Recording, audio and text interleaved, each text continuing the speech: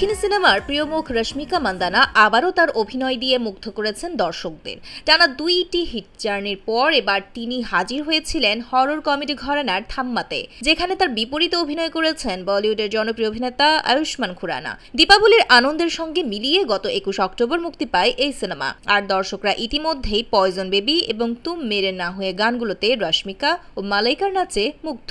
এবছরে এখন পর্যন্ত হিন্দি ভাষার 31টি সিনেমা প্রেক্ষাগৃহে মুক্তি পেয়েছে।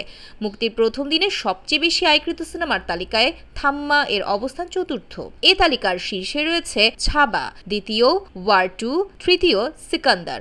স্যাকনিলকের তথ্য অনুসারে থাম্মা সিনেমা 5 দিনে শুধু ভারতে আয় করেছে 94.2 কোটি রুপি, বিদেশে আয় করেছে 11.3 কোটি রুপি। বিশ্বব্যাপী সিনেমাটির আয় দাঁড়িয়েছে 105.5 কোটি রুপি। ম্যাডক ফিল্মসের হরর কমেডি ইউনিভার্সের নতুন সিনেমা থাম্মা, এটি নির্মাণে ব্যয় হয়েছে 140 কোটি রুপি।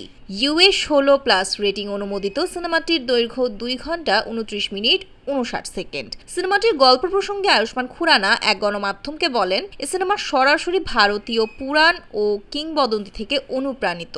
আমরা প্রায়ই পশ্চিমা ধারণার দিকে তাকাই, কিন্তু অনেক ধারণার মূল আমাদের নিজেদের। এটি পশ্চিমা ধারার আগে থেকেই আমাদের সংস্কৃতিতে বিদ্যমান। রশ্মিকা মান্দানা বলেন, সিনেমাটির গল্প শোনার পর থেকে এই ইউনিভার্সের অংশ হতে উদ্গ্রীব হয়েছিলাম।